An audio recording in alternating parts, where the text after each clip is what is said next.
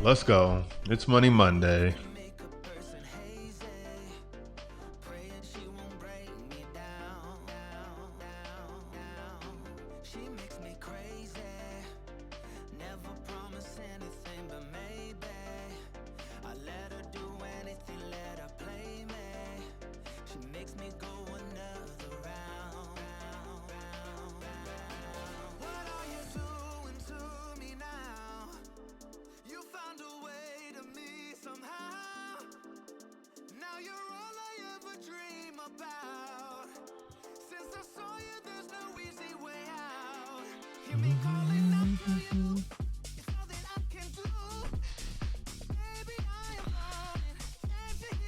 Welcome to the live stream. Ladies and gentlemen, we're getting started in about 3 minutes.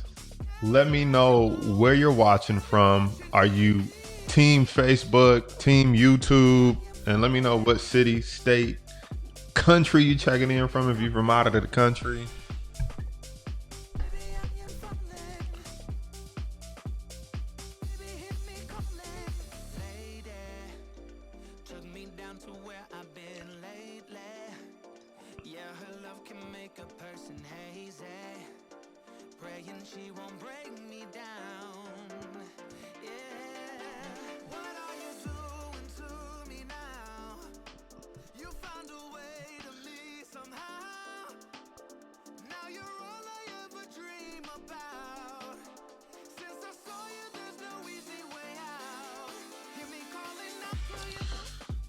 We got a Deary Jenkins checking in from Mesa, Arizona.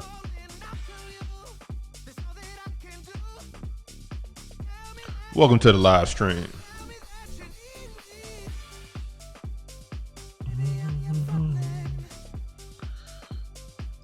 Got Musa Bangura, College Station, Texas. Welcome to the party.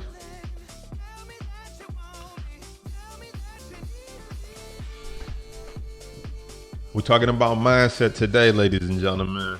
Actually, this next series is going to be about mindset. Let's get our mind right. Let's get ready. La Goog, Palm Coastal, Florida. Welcome. If you're watching the replay, feel free to let us know in the comments. We got Sean Bipley in here on the YouTubes.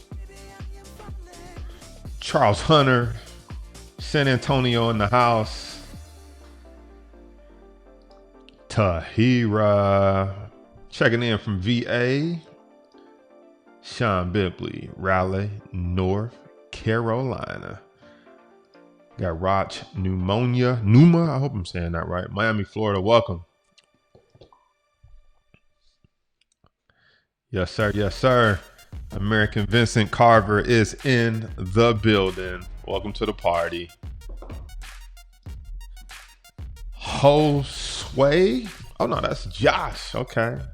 I was reading the username. Josh from Florida. Welcome to the party. Almost 1 minute. And then we go kick off Money Mondays, ladies and gentlemen. We talking about money mindset. You got to have your mind right if you're going to be an investor. And we're going to be breaking down all the differences between an investor and a consumer. Let's go. Philip Jackson in the building. Welcome to the party. Richard. We got Michael from SoCal. Iowa City. Wandy is in the building. Chris Raleigh, ATL. Dennis Sims checking in from Texas. 30 seconds, ladies and gentlemen. Then we go kick it off. Still got enough time to tag a friend and tell them they should be watching this. Still got enough time to smash the subscribe button. Still got enough time to hit the like button. Still got enough time to turn on the bell notifications. All of that. Just hit it. Hit it. Tag your friend who need to hear this. 5 seconds. Let's go.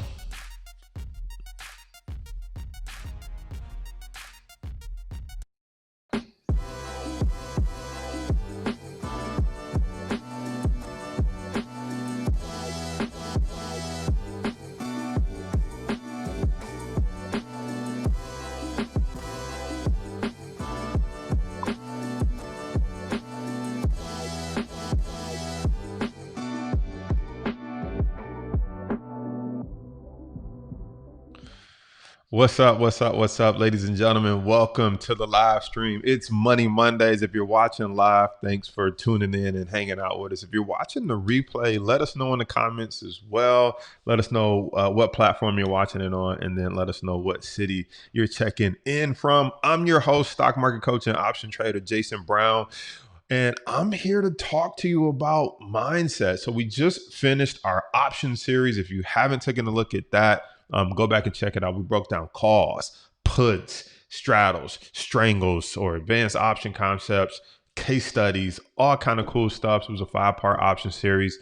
And we did a bonus case study where we broke down a trade where I made over $400,000 in one trade. So go back and check that out. But in this series, we're going to be talking about mindset, and more specifically, we're going to be breaking down the mindset between an investor and a consumer, because what's interesting about investing, everyone wants to do it. Everyone wants the benefits, the profits, the money, all the fame, all the good stuff that come along with investing. But most of us don't want to, or at least haven't thought about changing our mindset or our thought process around investing. A couple more people checking in. We got Zebra Plant checking in. We got Dread Mike from Cocoa, Florida. Then we got Chris Ike in the building. St. Jacques from New York. So again, if you're still checking in, let us know in the comments. But let's get into the content, ladies and gentlemen.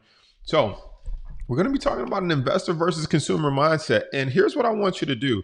I want you to ask yourself, which one do you identify with? And if you truly want to be an investor, how can you move from the left side of the screen to the right side of the screen? Or more importantly, how can you move from the left side of your thinking to the right side of thinking? All right. And if you know anyone who thinks like a consumer versus an investor, we'll talk about that towards the end. You want to know who you're hanging out with. You want to make sure you understand who you're sharing your dreams and your goals with. Because when you're trying to be an investor, you can't come to a consumer and share your dreams and goals with them. It just don't add up. All right. So let's get into it. So the first thing, all right, the first thing, difference between an investor and consumer with respect to the mindset, okay? A consumer, these are the type of questions that a consumer asks. A consumer asks, how much do things cost, okay? So, for example, a consumer, let's just say you ever had that friend that you come to with an opportunity, right? You come to that friend with an opportunity and you're like, look, it's a way that we can make some money. We can make $100,000. And they like, how much do it cost? Right? And so consumers are always concerned with how much do things cost. They want the new car. How much does that car cost? I can afford it. How much does this book cost? Right? That's one of the only groups that I know that will literally be curious about how much a book costs sometimes, because you got to think about it. A book at maximum is what? Anywhere from $2.99 up to, I haven't seen a book go really that far past $34 or $35. But consumers in their mindset, it's like, forget the knowledge that's in the book. Forget that it can change my life. How much does it cost?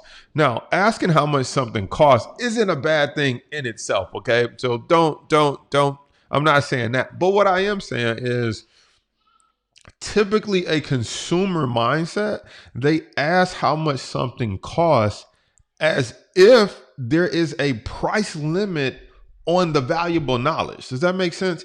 It's like, hey, this book can turn you into a millionaire. It's like, how much does it cost? It's like, well, is there an amount that you wouldn't pay to read a book that would help you become a millionaire? And so that's what I'm talking about. Investors typically are asking from a standpoint of like, it's $49.99. They're like, that's too much. And you're like, okay, wait a minute. I just told you this book can help you turn you into a millionaire. They're like, yeah, but it's $49.99. That's, does it ever go on sale? Right? And that's the consumer mindset. They want to know, does the book that can help them go become a millionaire, does it ever go on sale? Yeah. I don't know. All right, let's talk about the investor mindset. All right. So the investor asks, what is the rate of return? Okay. So an investor, it doesn't mean that an investor is reckless or that an investor does not ask questions. No, no, no, no, no. Doesn't mean that at all. It just means that the investor understands that, yes, it's probably going to cost me something, but what's the rate of return? So when you think about a book that can make you a millionaire, a course that can help you get out of debt and onto the fast track, when you think about anything that can help you move along and progress faster, investors are thinking, what's the rate of return? All right. So they're like, okay, so are you telling me I can put up $5, $10, $34 for this book, yet in return, I'm going to get 3x, 4x, 5x, 10x the return? And so the investor is more concerned with what is the rate of return? What is the return? Or put another way, what's the ROI? What's the return on this investment if I make this, financial investment or time investment for that matter? All right. So number two, consumers ask, can I afford to invest? And that in itself is a tricky question. And here's why. Most consumers are broke. Okay. And when I say broke, I mean outside of their physical possessions that are typically depreciating assets, they typically don't have much. Or should I say depreciating assets? They're just doodads, right? They have a car that never gains more in value. They have a cell phone that depreciates, a laptop that depreciates. Almost everything that they own has debt attached to it or depreciates.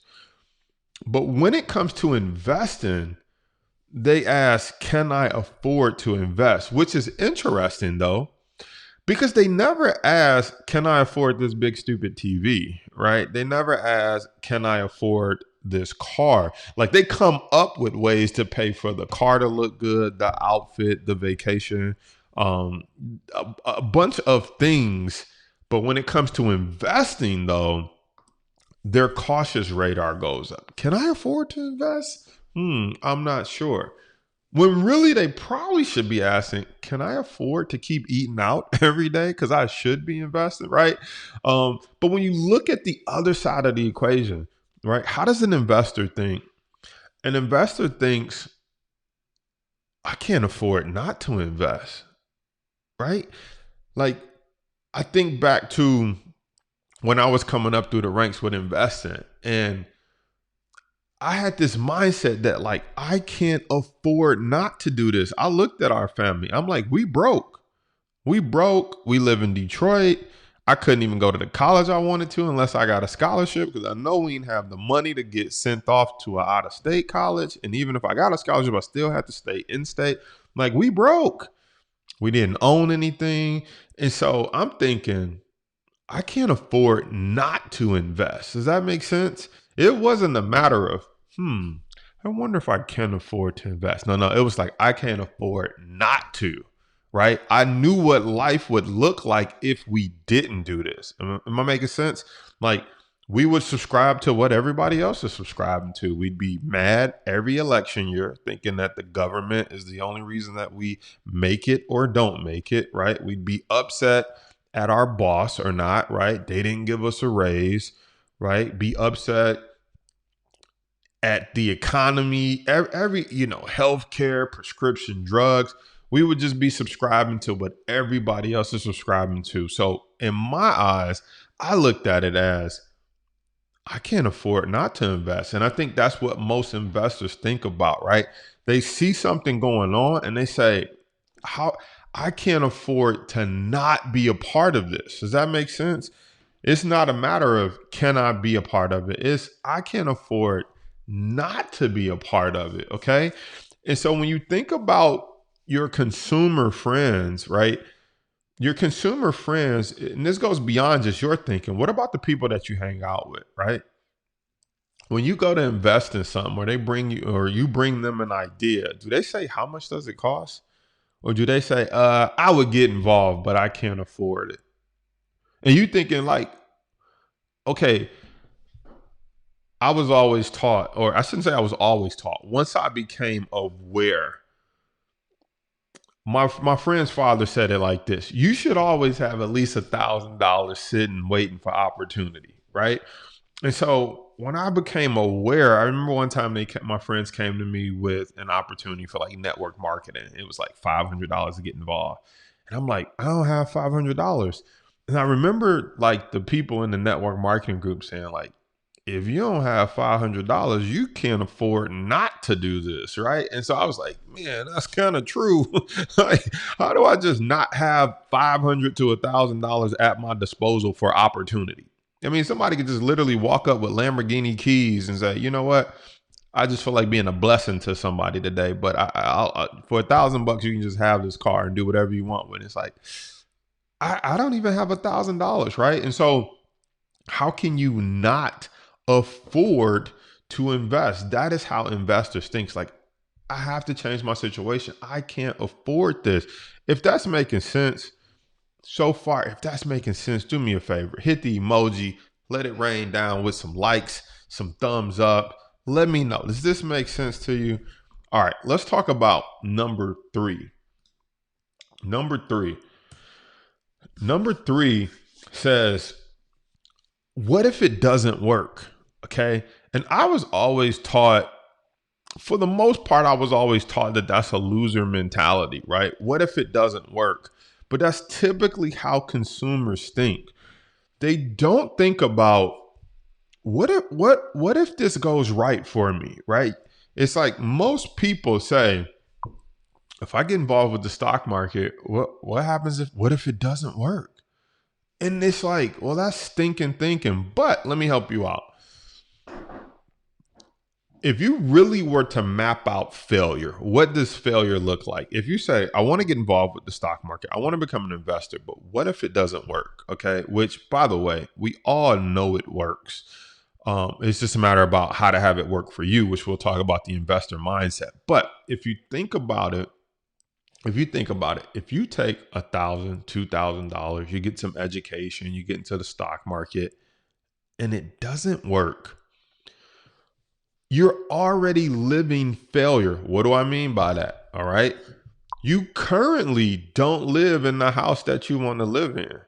You currently don't control your time. You currently don't drive the car you would love to drive, your dream car. Now, I'm not talking about if you're like, well, I got a good job. I'm an engineer. I drive a Mercedes and I like it. But it's like, even if you're an engineer driving a Mercedes, you probably want a Ferrari or a Lamborghini. Maybe. I don't know. But my point is, it's not about the cars and the things. The point is, if you try and you fail, even if you're an engineer, then you'll just go to work every day and continue driving your Mercedes. Does that make sense?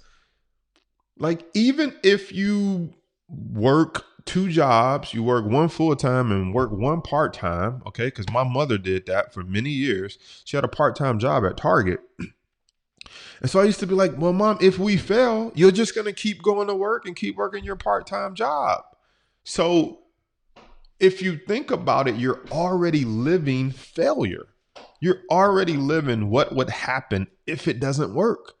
So it's no need of even asking, what if it doesn't work? Like you might as well just scrape that from your memory. It's funny. Broke people act like they got so much to lose. You ever notice that? Or should I say consumers? Because broke sounds a little bit harsh, all right? But broke consumers. Consumers always act like they got so much to lose. It's like, well, if I get involved and it don't work, can I get a refund? And it's like, you broke. If it don't work, you go keep doing what you already do. So you would think that those people would be the most open-minded, actually, you would think. But it's funny that consumers have the most questions and they act as if they got the most to lose when really they don't really own anything and there's not much to lose, right? Now, let's go over to the investor side.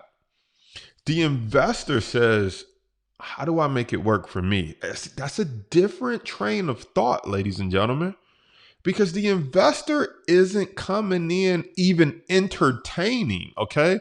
The investor isn't even entertaining what if it doesn't work. That's not even a thought that enters the investor's head.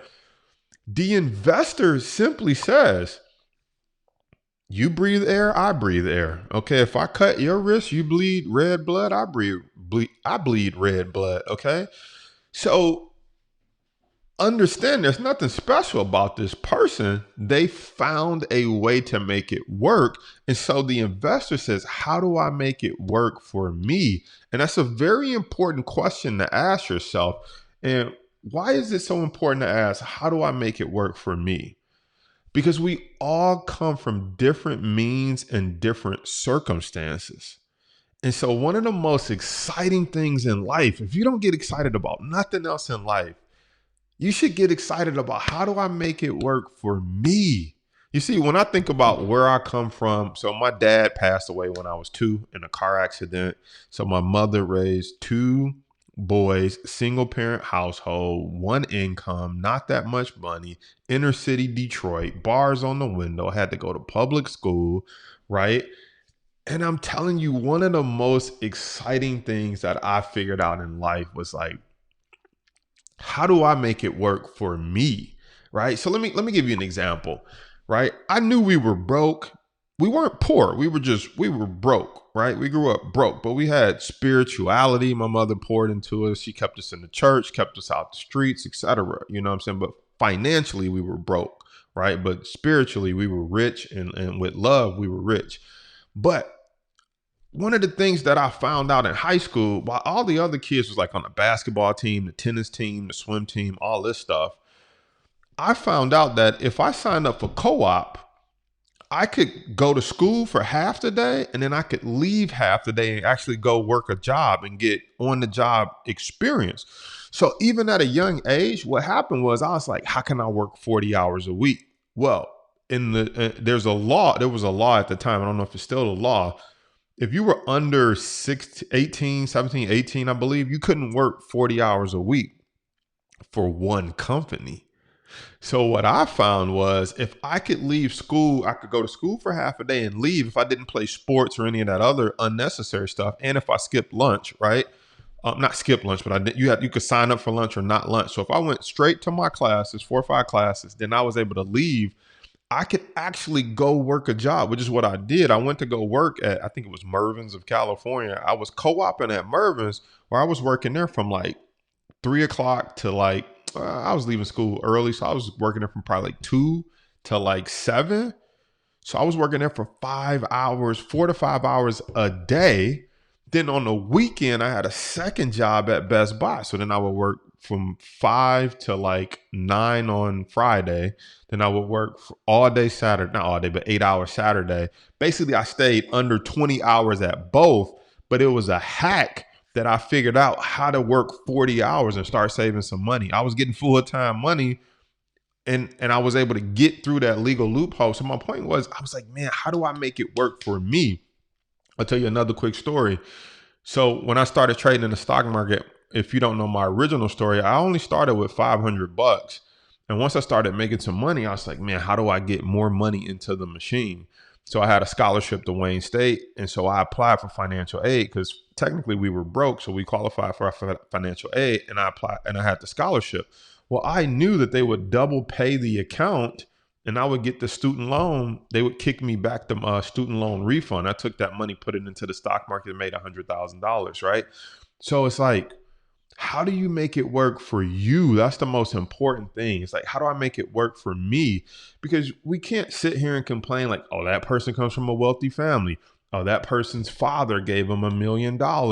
Oh, this person is a trust fund baby. So what? So what? I hope my kids are trust fund babies. I hope I can give my kids $1 million to start with one day. But the fact that you didn't start with that, that is the great challenge right now, is to figure out how you can make it work for you. And that's what investors think. They don't think, what if it doesn't work? They got proof every day that it works. But the question is, how do I make it work for me? Does that make sense, man? Where the horn? Bring in the horns, man. Because that's knowledge right there. All right. This stuff will literally change your mindset. All right. How do I make it work for me? That's one of the great challenges of life. Whatever cards you dealt with, being a woman, being black, being a minority, being a single parent, a young parent, doesn't matter. You were dealt those cards, but the fun part is saying, how do I make it work for me despite my circumstances? Because get this, before we go to the next one, get this. How powerful is it to go to someone and say, I started just like you. I had no money. I was broke, single parent household, black, public school. Like, can you imagine what your testimony would look like if you're like, well, my mother gave me $100,000. My father was a personal banker and financier, and he taught me the stock market. And from day one, I've never really had any problems. I just bought stock. I was always rich. We never ran into any speed bumps. The economy has just always been good since I've been born. Like, okay, who are you going to help with that story? Does that make sense? Excuse me. I got to take a drink of water.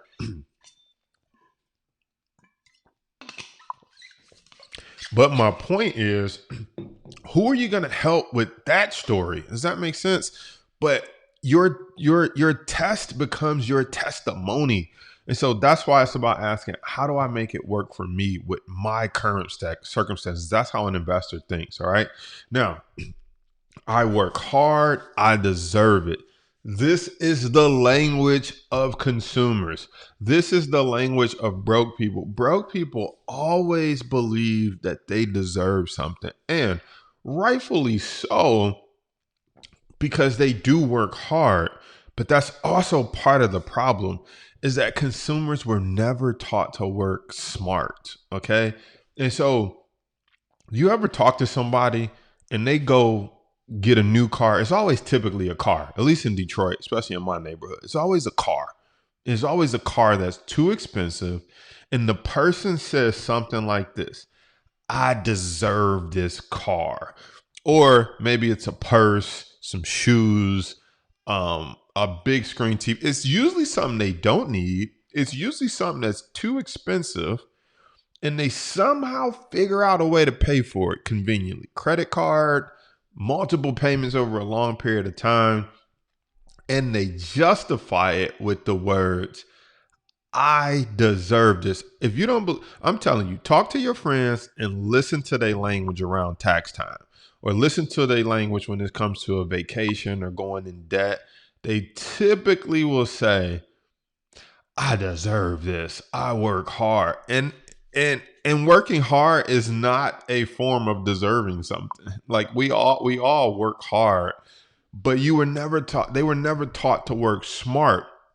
So what happens is, people who work hard, they let their emotion get in the way of good financial decisions.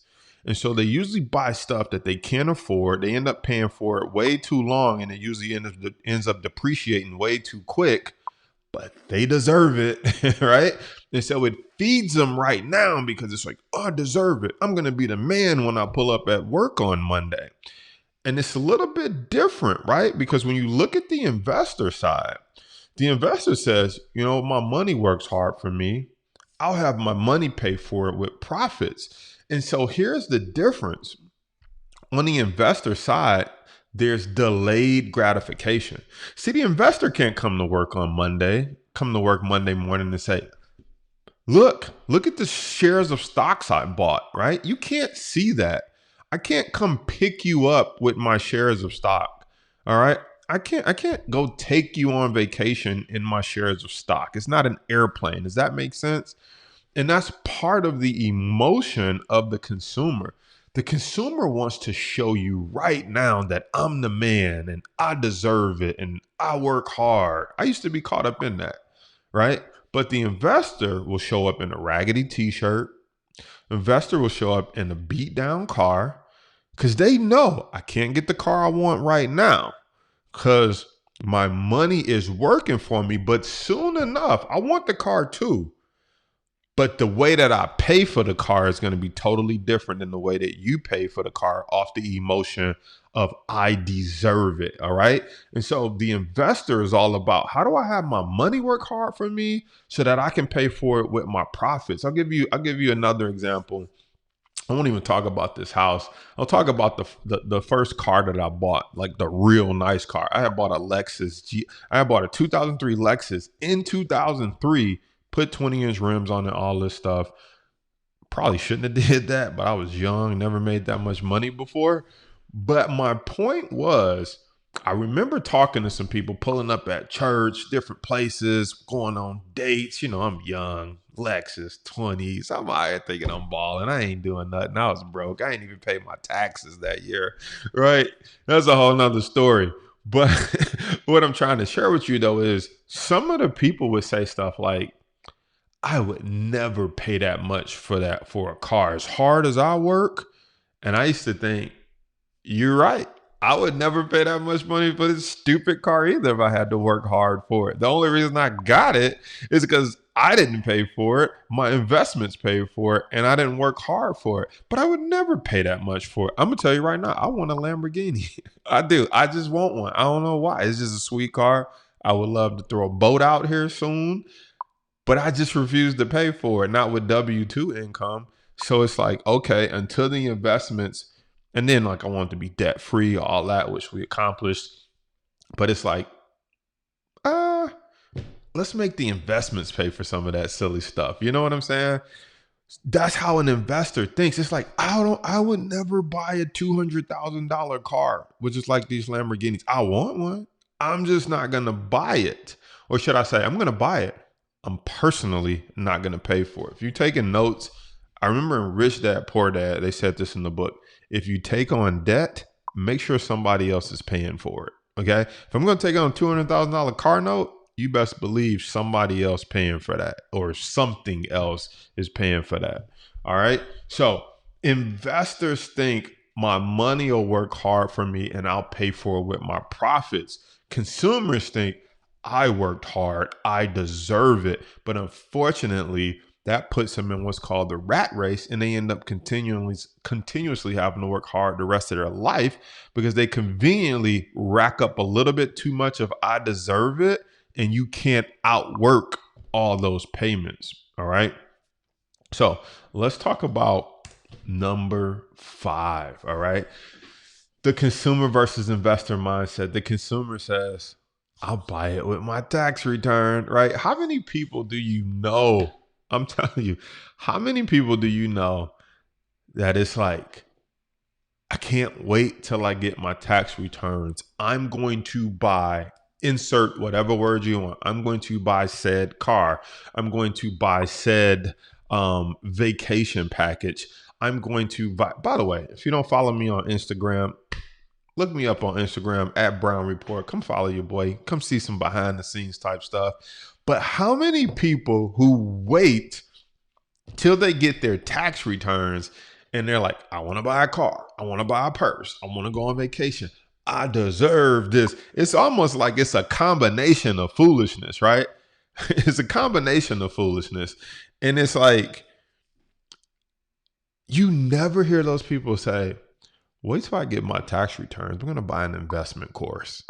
Like they never say that. Like if you got a friend that said that, tell them to text message me. If you got, where's my text messaging number? If you got a friend that said that, tell them to text message me, man. Because maybe I'll give them a gift or something like that. Because most people don't have a friend that say that. Most people have a friend that says, I'm buying some foolish thing that's going to depreciate. You never really have your friend be like, I'm going to take this tax return this year and I'm getting a course. I'm going to learn to invest or I'm buying my first stock. You don't hear that. It's always, I deserve, right? That money be spent before they get it. Now, when you think about an investor mindset, investor says, I'll invest my tax returns and I'll buy it with the profits, okay? Think about it like this. What is a tax return? I mean, do you even know what a tax return is? Okay.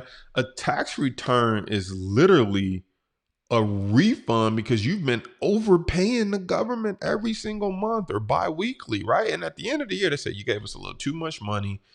Here you go. Here's the money back. If you think about it, it's really a big scheme, but not in the way you think. It's a scheme because most people, if you were to, let's say you get $2,000 back every year from your tax return. really that means you're overpaying about $180 a month. Most people don't even have the discipline to set that $180 aside every month. So the government says, let's come up with these deductions, this and that. Let's pull the money out and then let's give it back to them at the end of the year. Number one, it creates jobs. You need tax preparers. Number two, people can't save this money themselves. So if we hold on to it and give them a refund, right, then it'll kind of stimulate the economy because most of them is just going to go shop with it, right? So it's almost like one big party, right? Or people party in December buying all these gifts, and then when they get their tax returns, they actually paid off money that they spent last year. So you're working backwards, never forward. That's a whole nother story that we could talk about. But my point is, okay, is that investors think when I get this tax return, like I'm not gonna get in the rat race this year. By the way, getting in the rat race starts about next month, if you didn't notice. Okay. We're about in November, and that's when all the stupid decisions get made because you deserve it. Amazon Prime Day, I think that's this month. You start going into what you buying everybody for Christmas, even though Christ never said go in debt. That's a whole nother story. I'm not going to break the Bible open on some of y'all. Okay. But the point is, this is when the foolishness starts. They start going in debt October, November, December. Then they go pay interest on it January, February, March. Then they got to get a tax return and pay off the foolishness and start the cycle all over again. Never having their money work hard for them. Man, it's sad. It's sad. Okay, but investor mindset, I'll invest my tax refunds and I'll buy it with my profits, all right? By the way, let me back up for a second. If anybody knows me, I know my friends know me. What do I get? First of all, I don't do Christmas gifts. Don't buy them. Don't really care to receive them, right? But my friends' kids, all of their kids, if you're watching this, you already know what's the number one gift that I give people when I do give a gift. I'm probably the only person that comes to the party with the most lamest gift for your kids. I give all my friends' kids stock certificates, like real stock. I gave my one friend some shares of Disney. I gave them shares of Snapchat. I don't come to the party with another stuffed animal that the kids not go play with in 30 days. I'm the lamest gift giver now. Let's see how they feel about me in 10, 15, 20 years when that stock multiplies, all right? But that's a whole nother story too. But I'm just trying to get you to think different. Think different, all right? Now, consumers say, I was approved for this and the payments are small. This is how they get you, ladies and gentlemen, all right? This is how they get you. Consumers live their life based on small payments. And this is how they trick you. If I told you, and this is why I love credit card companies. I got a love-hate relationship with them. Don't throw eggs at me just yet. But I love the business mind of a credit card company. I love the business mind of a mortgage company. Because think about it. If a mortgage company, take $100,000 house. If a mortgage company said, I'll let you live in this house if you pay me, it's only worth $100,000, but if you pay me $200,000, I'll let you have it. You'd be like, hold on. Why am I paying you $200,000 for this house? No. They don't say that. Because you would get hip to be like, whoa, hold on. House worth $100,000. Why am I paying you $200,000? No. Let's say, tell you what. How about you just pay me $1,000 a month for 30 years, right? And I'm not laughing at that because we got to do what we got to do to live where we want to live, right? But I'm saying when you think about the business mind behind it, they know that consumers like what? Let me pull it back up. I was approved and the payments are small. They know that they can get you on the small payments. People don't even think I'm paying $200,000 for a $100,000 house. No. What do they say? It's only $1,000 a month. Okay, but if you go play the $1,000 a month game, let me ask you this. If you go play the game that somebody got you locked up for 30 years, paying $1,000, right? Okay, if you go play that game, they playing the game because they like small payments, small payments over 30 years, they go pay us double. Then you should be playing the game of like, okay, I'm gonna take on this small payment. I know I'm gonna pay double, but I'm gonna have my stock pay the small payment. So now I don't need to make 100,000 in the stock market.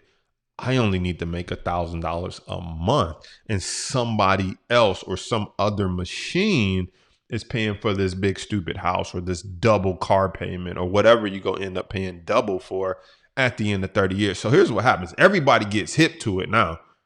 So the mortgage company was the first one, like, okay, 30 years, spread it out. They won't even miss it. They won't even realize they're paying double. Then the car company came along and said, well, how do we get a piece of this? Well, we know the car ain't even going to last 30 years, so we can't. No, that's too much. They'll catch on to us. How about we go 5 to 7 years on this car payment so we can get a piece of it too? And just before they figure it out, it's time for them to buy a new one. We can tell them they can trade it in, right?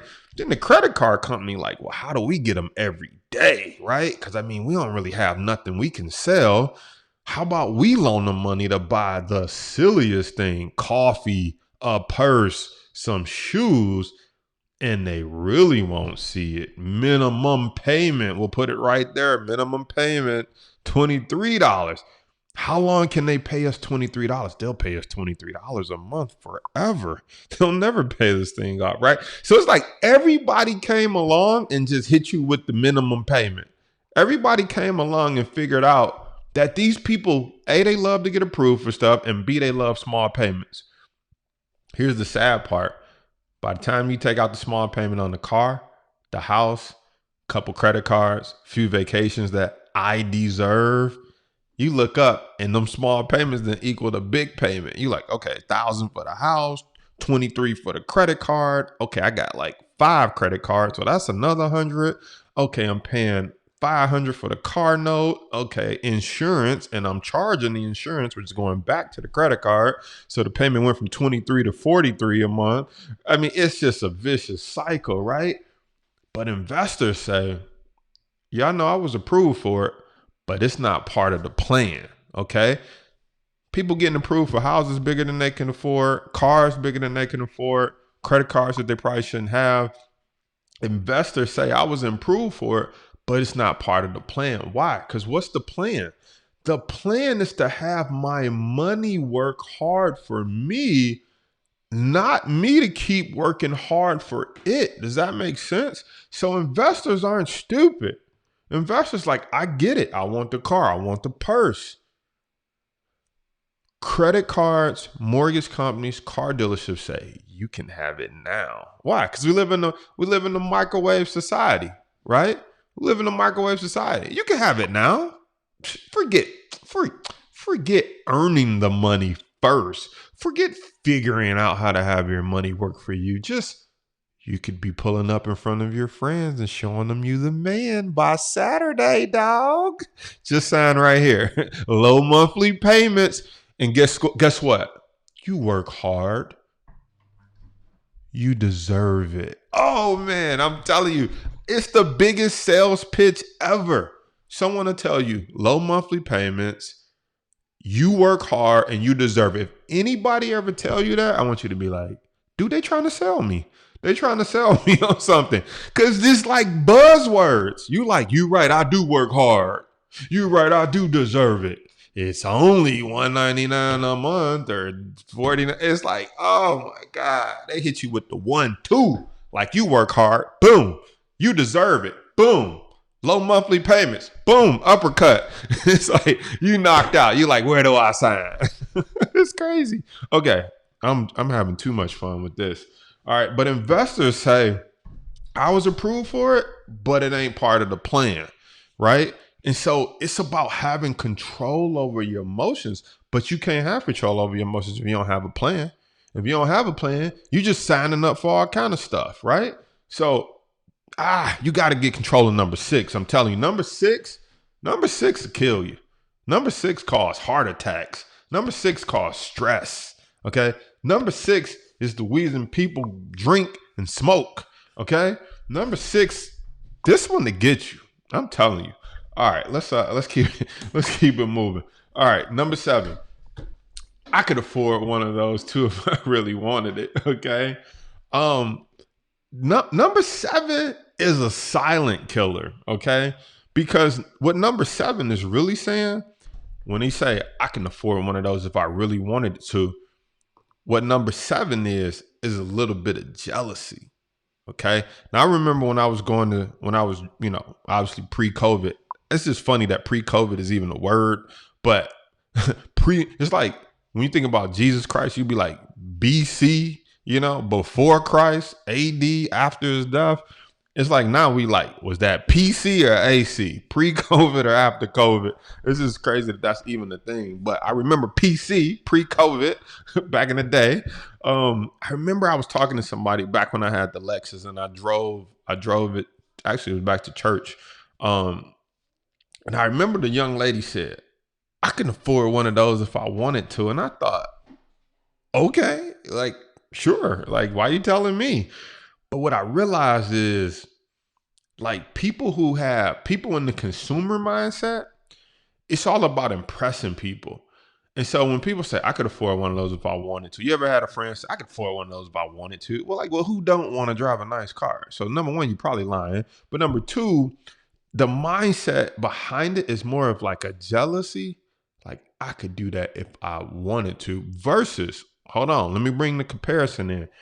Investors say, what did you do to get that? Can I take you out to lunch sometime and pick your brain? I'll buy you lunch, or maybe I could pay you for some of your time. I know your time is valuable, right? And so investors, when you got the investor mindset, you don't look at stuff from a jealousy, look at what they got, I don't got it. Let me show them I could have it if I wanted to. You look at it like, when I see other people in my neighborhood, I don't say like, well, I live here too, because if I wanted to, I'd be like, well, I know what I do, but I'm curious, what do you do? Not because I'm hating. I'm like, shoot, let me know. My one neighbor owned a restaurant. My neighbor next door owned a window and glass shop. The other neighbor owned the paint company. People owned it. I'm like, well, what you own? What you do? It's not no, I could get one of those if I wanted to. Like when you in the investor mindset, you like, what do you do? Let's do lunch. It might be some way we can work together, right? It ain't no, I could get that if I wanted to too. He ain't nobody, right? It's like, well, hey, let's talk. You mix with what you doing with what I'm doing. Let's get 2 of these. And so the investor mindset is all about understanding that I know what I did, but what did you do? Maybe there's something I can learn, humbling yourself, right?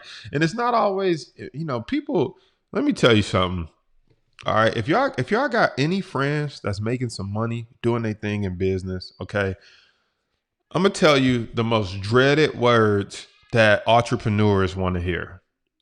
Let me pick your brain sometime. Or can I take you to coffee? Right? Or let me buy you lunch. At least buy the lunch. But I'm just saying, like, your entrepreneur friends, let me let you in on a little secret. Come a little close. They can afford their own coffee. Okay? They definitely can afford their own coffee. All right. And they not sitting around all day hoping somebody takes them the coffee. All right. Or pick their brain. That's the worst one, because that means you just want to do it for free. But sometimes those are like the worst words to hear. It's like, at least say, I know you busy. I respect your time. I respect that you spent time mastering the craft. I don't know if you would be open to this, but I would love to somehow make it worth your time to understand better what you're doing. You know what I'm saying? People want to offer coffee.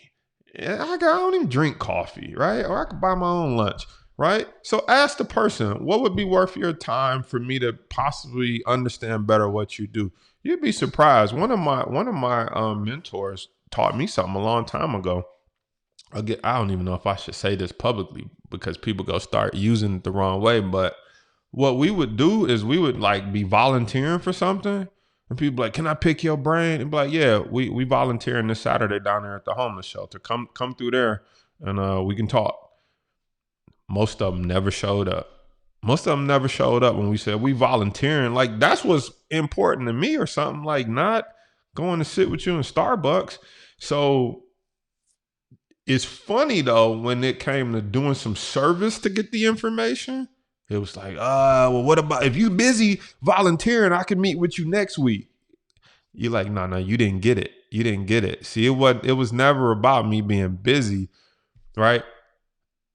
I just wanted to see if you really wanted the information. Number one, if you do, you go do it at a time that's convenient for me where I can talk, serve, and I can double down. If I'm just sitting with you in Starbucks, I'm like, I could be looking at stock charts. I could be having a meeting with my team. I could be spending time with my kids. That don't serve me. So anyway, but the most dreaded words. Can I buy you coffee? Can I pick you? You're like, man, who wants to pick a brain anyway? That's like a Halloween thing. Like, do you stick a pick in somebody's brain? All right. Number 7, we talked about this, right? Let's go to number 8. Number 8 is, why would I pay for this? I can learn from free. And this one is huge. This one is like huge, okay? People always, to me, this is the most ridiculous question you can ask. Why would I pay for this? I can learn this for free, okay? Let me just explain why this is the most ridiculous question you can ever ask. Let's just put it out there. All the information in the world with the power of the internet is practically free, okay? If you take the internet away, somebody probably wrote about it in a book. So we all know that information is free. Nothing bugs me more than when someone comes on my YouTube channel. He got a course. He's selling something. Why don't you give it away for free? Or I could learn this for free. Okay, go learn it for free. We're not disputing that you could go get the information somewhere for free. But when you're paying for information, you're not paying for the information. You're paying for time. You're paying for experience. You're paying for the information organized in a logical way that you can understand it. You're paying for saving your time from, okay, he got a video, but he didn't teach that. It's a video over here, but it ain't about that. It's a book about this, but that book don't fully explain it. You're paying for time. You're paying for experience. You're paying for limiting the amount of mistakes you're going to make on the journey. You're never paying for the information. It's not the information. You're always paying for something more. That person's time, experience, expertise, guidance, insight, perspective. That's what you're paying for, right? And so the consumer is always like, why would I pay for this? I could learn it for free. Okay, I run from people like that. Go learn it for free then. Clearly you ain't learned it by now for free, right? But the investor says, I could eventually learn it for free, but how much time could this save me? How many mistakes could this help me avoid, right? That's how the investor thinks. The investor is thinking, how can I speed it up? How can I do it better, faster, and with as minimum amount of headaches, okay? And that's the difference in the mindset. For example, we were painting a room in our house. It never occurred to me to be like, man, paint is cheap. Why would I get a quote for paint? No. We got quotes for paint because I said one of two things. How much time will it save me? How much money will I lose from painting it myself versus doing another YouTube video, working on my business, or working for another stock, right? It's not about the paint, all right? The painters know it's not about the paint. It's about the time it takes to tape the room off, cover the floor, move everything to the center, scrape all the little holes, pull the nail pops. How much expertise you think it take to take a hammer and pull a nail out of a wall? How much expertise you think it take to paste some mud on the wall and sand it down? The sandpaper itself costs like $2. That's not what you're paying for. You're paying for the person's time, his expertise, his ability to do it faster. Your ability to not have to do it, to not have to breathe in the fumes of the paint, right? That's what you paying for. It was never about the paint. Paint itself is like $8 a gallon, a little bucket or something. It's cheap. That was never what you were paying for. And it's not until you get it through your head that there's a lot of stuff you can do for free or for cheap. That's the consumer coming out. That's the consumer coming out. Of course, you could do it for free. You could do it for cheap. But how much time would it save you to do it, to pay someone, to get it done? How much stress would it take off you and your wife from fighting that the room ain't painted yet, or whatever the case may be, or that the bathtub ain't redone? I know some people that are, I know some guys that are like handymen or like contractors. And I think it's the funniest thing in the world. They own a contractor's house usually looks the worst. Do you know why?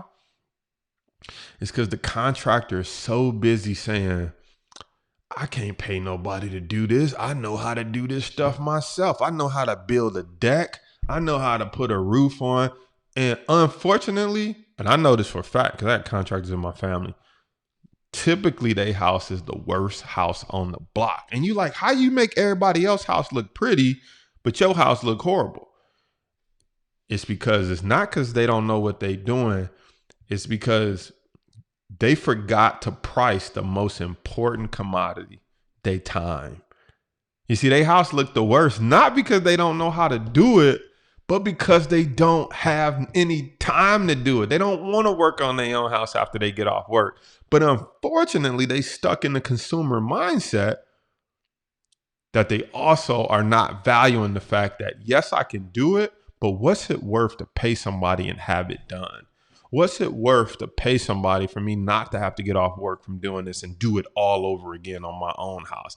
And unfortunately, smart, talented people misprice or underprice their most valuable asset, their time. They so worried about how much the course costs, how much the paint costs, how much this guy charged for this. They never stopped and said, how much is my time worth? How much is my sanity worth just to get this done? How much is it worth for me to get it done with no mistakes? Most people never, ever price that in. Most people never price that in. And so they're so worried about free or cheap that they're not worried about their most expensive asset, time. Let me put it to you another way. Do you want to be rich today or in 10 years? If someone said, I can show you how to make $1 million in 2 years, it's going to cost you $10,000. And you say, but I think you'll eventually make $1 million in 10 to 20 years. How many people would be like, well, let's just say assume it was guaranteed. How many people would be like, yeah, but he charging $10,000. I can be rich in 20 years if I just do it myself. How many people would take it? Just assume you could see into the future and it was guaranteed. You pay for someone to teach you, coach you, guide you, take you 2 years. You do it yourself, it'll take you 10 to 20. Who would take the 10 to 20 just to be like, but it's $10,000? Nobody in their right mind would do that. But guess what? We do that every single day. We do that every single day with the consumer versus investor mindset. We do it. We do it every day. It's free. Is there a good book I can read? It's like, when the last time, I don't know about you, but the last time I read a book, it took me like 6 months. That's why I get audio books. All right. If I can listen to it while I'm in my car, while I'm working out, I'm going to complete it. But if I get a physical book, those books on the shelf look nice. Actually, I did read those, but they took me like 6 months to read them, which means if you look, it take 2 years. In a year, I can only get through about 2 books if I read it. Now, if you know anything about audiobooks, most audiobooks are not free. But why am I willing to pay for the audio versions versus checking the book out from a lot? Because I know that my time, if somebody reads the book to me, I can get it done in 4 hours. I can get it done while I'm on the treadmill working out. It's worth the $4.99 to check the book out, the audio book. It's worth for me buying an audiobook subscription. And this is the same with the stock market, investing, painting your own house. Don't confuse this with, there's just some things you might just want to do for the experience. Like, I just want to paint that one room for the experience. Don't matter about the time. I got time. I'm good. I just want to get comfortable with the brush. It's a personal preference. But most things in life, most people are looking at it the wrong way, which keeps them on the left side, pulling your pockets out, being broke, right? While the investors on the right side saying, I can do this, but what's my time worth, all right? So as we wrap this up, I just want you to ask yourself 2 questions, all right? I want to leave you with 2 questions. Which one are you? All right. When it comes to thinking about the stock market, which one are you? Are you the consumer or are you the investor? Okay. When you see a course or somebody who can take you where you need to go, do you go, but I can do it myself? Well, you ain't did it yourself so far, right? When it comes to your tax returns, are you a consumer? Are you just waiting for Christmas to come around to rack up some credit card debt and pay it off again with your tax returns? Or are you going to do something different this year? Just who are you? And not only who are you, who are the people that you keep around you? Do you keep investors around you or do you keep consumers around you? If you're not sure, just go ask your friend. Just say, hey, I'm thinking about investing in this course. If the first thing they say is, how much is it? Consumer, all day. I bet you won't have a friend that, well, I don't know your circle, but if your friends say, well, how much can you make from it? Tell that person, text me. Where my number at? Tell them, text me. Tell that person I got a gift from them. If you be like, I'm thinking about investing in the course, and they say, well, how much can you make from it?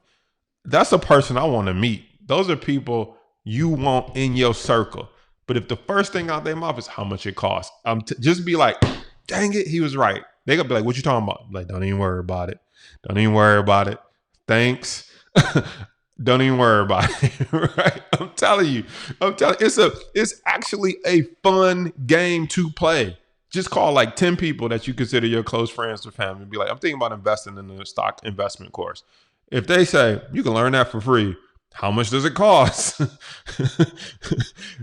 Just be like, don't worry about it. If they be like, well, how much do you think you can make from it, right? What's the rate of return? Then you got some good friends. If they be like, what? How much time will it save you versus going on it after your own? That's a different kind of friend. Just be like, you know what? I know it's Corona. Here's what I want. Just be like, I know it's Corona, but I'm coming over. Just be like, give me a hug. I got the mask on. I done sanitized. I got to come get a hug. All right? Because that's a different kind of friend. And most of us ain't got those kind of friends, all right? So I hope you enjoyed this Money Monday series talking about mindset. Next week, we're going to be still talking about mindset. I believe we're going to be talking about how to come up with money to invest in the stock market. I'm not sure, but make sure you subscribe to the channel. Follow us on Facebook. Hit the bell notification so you can get notified when we go live. I'll see you next week for Money Mondays as we continue the mindset series, and go ask some friends them questions and find out if they investors or are they consumers.